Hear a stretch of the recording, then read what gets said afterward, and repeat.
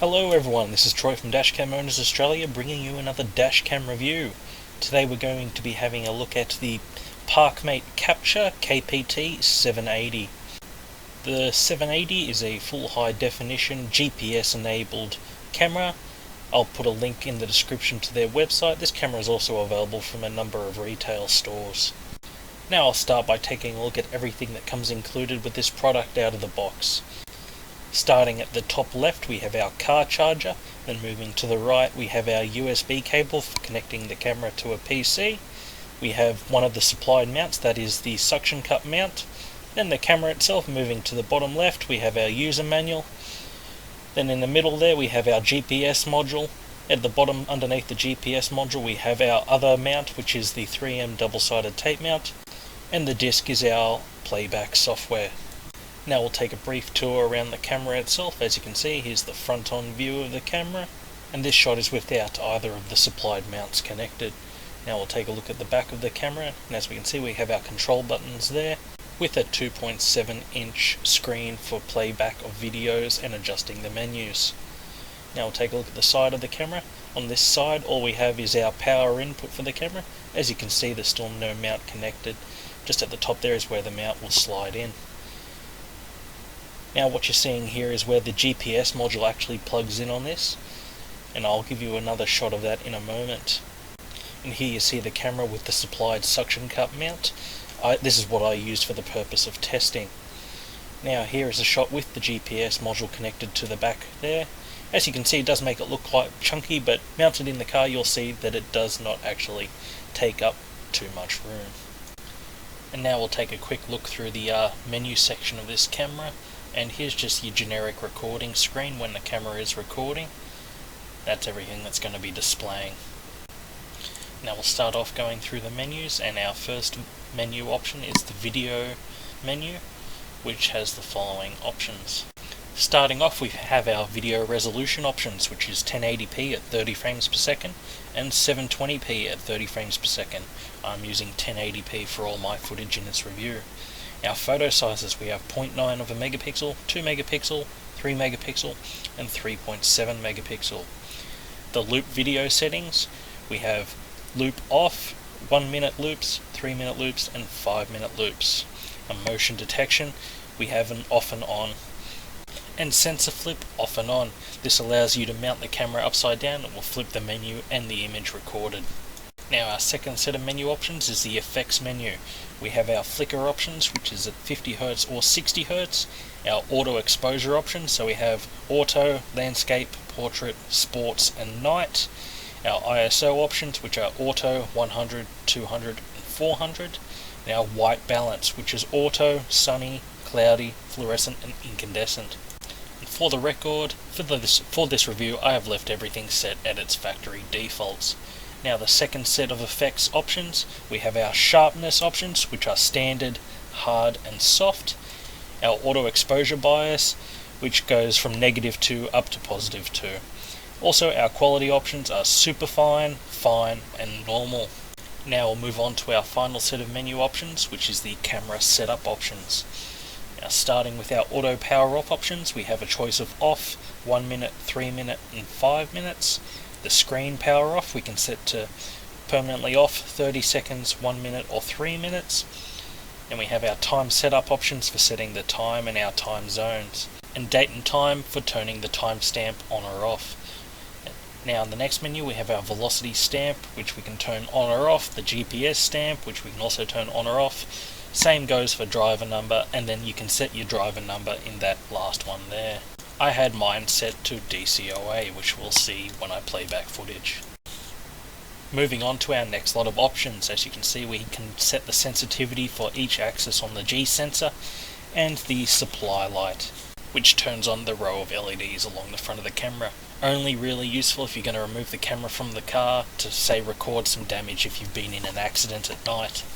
Moving on again to the next set of menu options, we have our key light. Now this will illuminate the keys and buttons on the camera so you can change the settings at night. It is actually quite a nice little feature that. We have our beep sound for when you're pressing buttons, high, low and off. We can choose the outer card and the inner card. I've been using the outer card, 32GB Class 10 memory card for this review. And for our language options we have English, Russian, Czech, Polish and Chinese.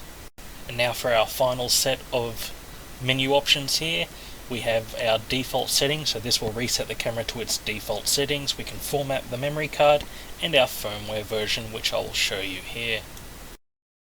And here we have the camera mounted in my car. As you can see, despite its larger size, it can still fit quite nicely on the opposite side of my mirror, so it's out of my way and I don't have to notice it too much. Now we can start to take a look at some of the footage from this camera, and as always, I must warn that due to the nature of YouTube, it can adversely affect the quality of this video. Alright, here we are, mid-morning, coming up to the Sydney Harbour Bridge.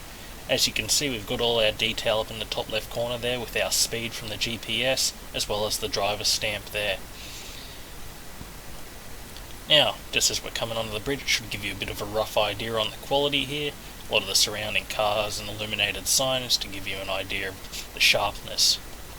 And we have just gone from one clip to the next clip without any interruption whatsoever, so this camera does have seamless recording, which means there is no gap between video files created. And here we are about 4:30 in the afternoon. As you can see, sun's starting to go down, a bit of cloud cover, so it's a bit darker than the last clip. As you can see, the camera still does a very nice job, if not even better job, in a bit of low light here. Can clearly make out all the signage and car registration plates. What I'll do now is I'll move over to some proper night footage to give you an idea of what the camera is like at night. Now here we are with some proper nighttime footage. Fairly well lit street, lots of cars and traffic about, so there's still a lot of light in the shot for the camera to use. But as you can see, the quality has dropped a little bit. It is a bit grainier with the proper nighttime footage, but you can still make out those license plates and the vehicles around us and a bit of detail around. So overall, it's not the worst I've seen at night, but it's not the best I've seen at night either. I'll now cut to the in-camera audio, so I'll stop talking for a moment so you can hear what the actual microphone in this camera is like. So now I'll just take the opportunity to say a few words and give you an idea what the microphone on this camera is like. So hopefully I'm coming through nice and clearly. And there you have it, the actual in-camera audio is very reasonable on this model. Now as you can see, this is a slightly darker street with no real street lamps, just it's mainly the lighting from the stores. So it has gone a little bit grainy with this nighttime footage, but overall it still gets the job done quite nicely. Now I'm just going to move towards the supplied software with this camera, so you can have a look at what that's like, and then I'll give you a general overview and thoughts on this model. Here we have a screenshot of the supplied software with this camera. As you can see, we have our viewing area, and off to the right we have our map plotting software, which will plot your route that you took. Down the bottom we also have our G-sensor graph and our speedometer there. And along the very bottom of the screenshot we have our files there. As you might be able to make out, a few of my GPS files were showing up as unavailable. I found this was probably due to my mounting of the camera being a bit too high on the windscreen. Now the things I like about this particular camera is that it was very easy to use and set up, and the included manual was actually very well written.